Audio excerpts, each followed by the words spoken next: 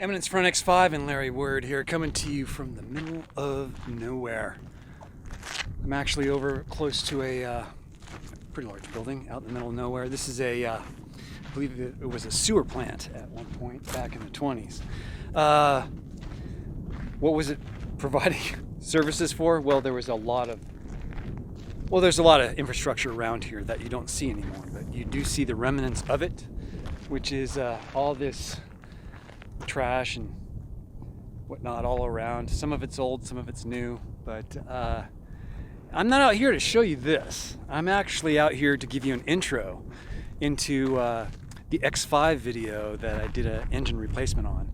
And it all went well. The X5 is up and running again, and I didn't experience anything out of the normal except a couple mistakes I made where I had to actually uninstall the engine a second time and then reinstall it. But I'm okay with that. The work got done, and I took a lot of footage.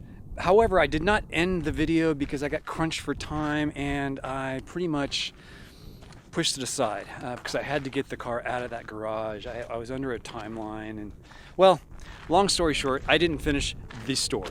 And that's why I'm making this intro, to let you guys know you won't see the ending of it. But you'll see everything else leading up to that point. So that's about it. That's the intro. If you guys have any questions, let me know.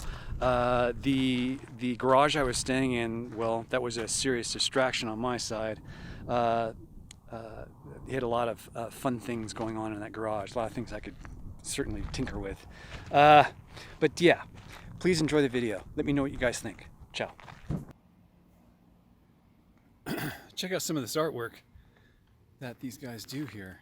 This is a little display of a motorcycle and a little Mobile 1 gas replica. Of course, it's mini size, but hey, it's cool. Good yard art. These guys do a lot of crafty things. Besides just hot rods, they do a lot of this stuff too. And they also have vans of old tractors. That's because Marna is from, I believe, a farming family, and this is a family heirloom, basically. This has been in her family, and it's now hers. So I thought I'd take you on a little look-see. I know I have a lot of farmer type, expert type people out here on my channel, which is great because I think farmers are very innovative people. Some of the things I've seen on my travels that have really wowed me were farm related, believe it or not. This is really cool. So yeah, here's the steering mechanism right here. Goes right up to the steering wheel. Well, not directly. Goes in there, out to this contraption, which pushes this left forward and back. That forward and back turns to a left and right. It's kind of cool. Well, I think it is. There's the starter. I don't know what this is. It has something to do with the exhaust. I'm sure there's some kind of cleaning mechanism in there, but it goes straight up to these. Oh no, that's not. I'm confused. I don't know what the heck that is. That's a breather though, of some sort. Of course, just like a car, there's the radiator in the front.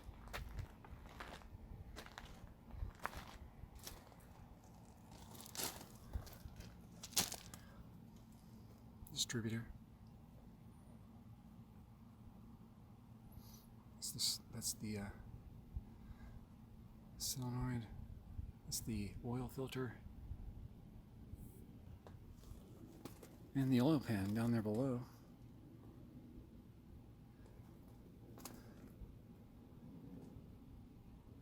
It's the rear end.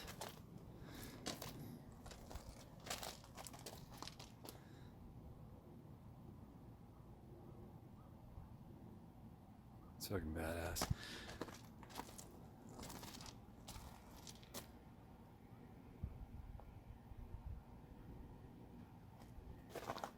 I even like how the headlights look.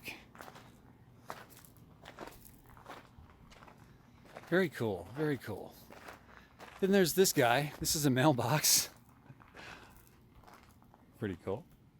These guys make a lot of things. They also make, what do you call it? Bird feeders. And it's really interesting what they do. They take old tires they found out in the middle of nowhere, basically out in the desert. They clean up the desert, basically, and make art out of it. And in this case, they make feeders. These feeders, let me see if I can find one. It's a circle of one. I don't see, oh, here's one. So this is the side wall of a tire, and they put a screen at the bottom of it, as you can see. And that screen is what you put your bird seed into, and you hang it up, like so, off a branch or something, and birds will land and feed off of it. It's kind of cool. There's the Barracuda. It's a convertible Cuda. This is a beautiful car. It's dark blue. I don't know the year. I'm not a Cuda aficionado. Although this is a Thunderbird. Now, Thunderbirds are they hold a spot in my heart. Let's put it that way. Then we have replica. This is even though it's a replica, this thing just looks the part. I'm telling you. The rear tires are nice and fat, skinny in the front. This thing means business. I wish I could pop the hood. I don't like touching any of these cars while Bob, the owner, is not here. But under the hood is a beautiful motor, and as soon as I get a chance, I'll ask him if I could take a look and get some pictures of it. But they have really, really long intake runners. And he was telling me back in the day they were playing around with the length of intake runners to see what it did to the power. And he was claiming it has a lot more top-end power, so high-speed power. So yeah, interesting stuff, this car. It's a 383.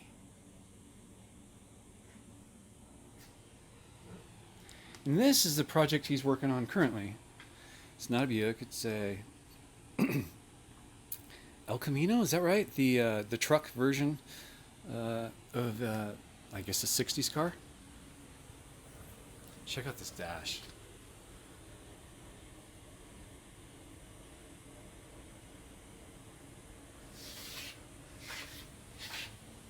And the patina on this thing is just beautiful.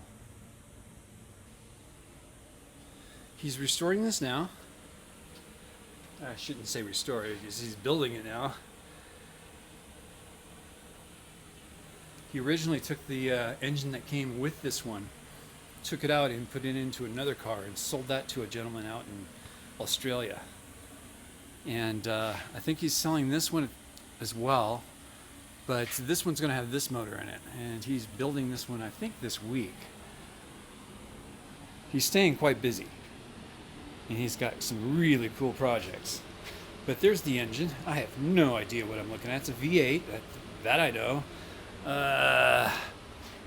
I really don't know much past that. Size, displacement, that kind of thing. I don't know that. However, it's looking right at the water pump, directly dead center.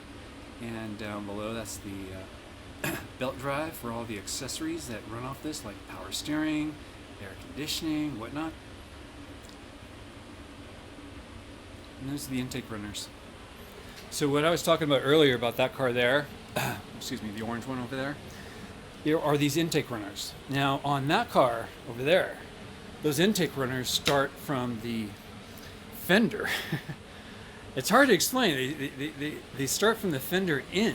They cross over from one side all the way to this side, and this side crosses all the way over to this side. It's really bizarre. I hope I got that right in my head, but it's something I've never seen before, and I hope to get a glimpse of that again. Anywho.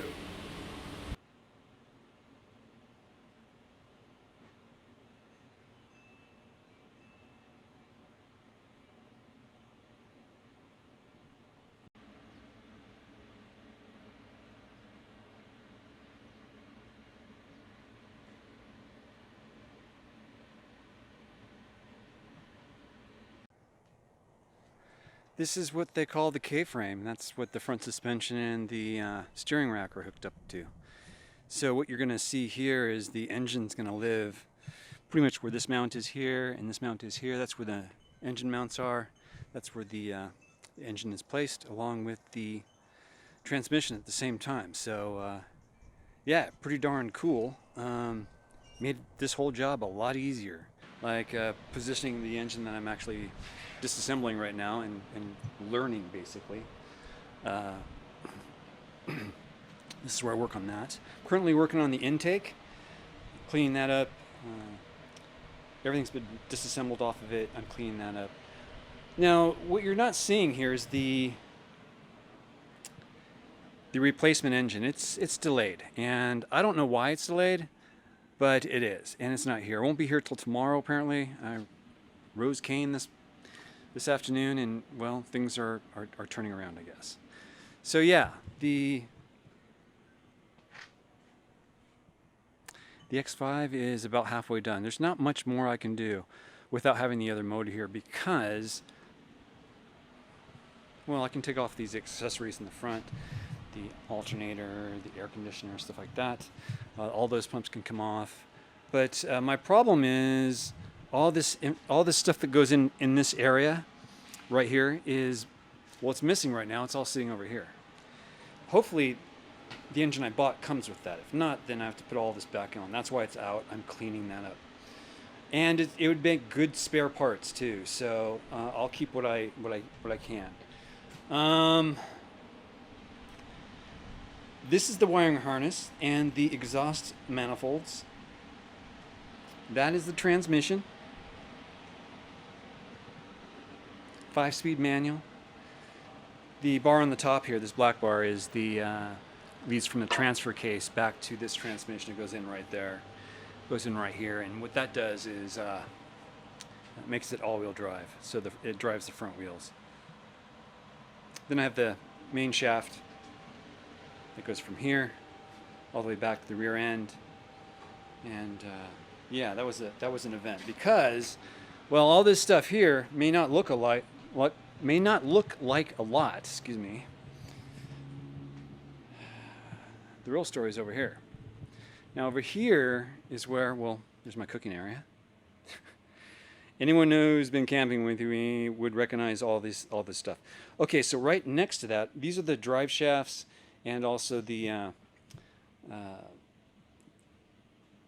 axles in the main drive shaft going to the rear end. I've got all my spare gaskets, whatnot, sitting over here. I've got some more parts that came off the car. They've all been cleaned, detailed, and ready to put back in. The radiator's been, well, poor man's leak down. I loaded it up. There's no leaks in that. That's the cowling, underhood cowling there for fresh air. That's where the clean air filter goes, right in that little pocket there. But it's all here. Why? Because it's worth it. I learned how to work on this car. I'm very happy I did that. And that's the tour of the shop. It's Dad's Expert Garage. Full service, always open. Ain't that the truth? Yeah, it's blazing hot today. I'm about halfway done. I'm waiting for the new engine to show up. It's been delayed. It was supposed to be here Tuesday. Never showed up. Waited till Wednesday when it was supposed to be here. Never showed up. So now it's Thursday and still didn't show up, and they're telling me it'll be here tomorrow. So basically I lost 3 days. I couldn't really work on the engine until yesterday, so I'm actually down a day now. So I'm on schedule, but with this delay, depending on how much work I have to do the engine coming in, it's looking like Sunday night. I'm delayed one more day.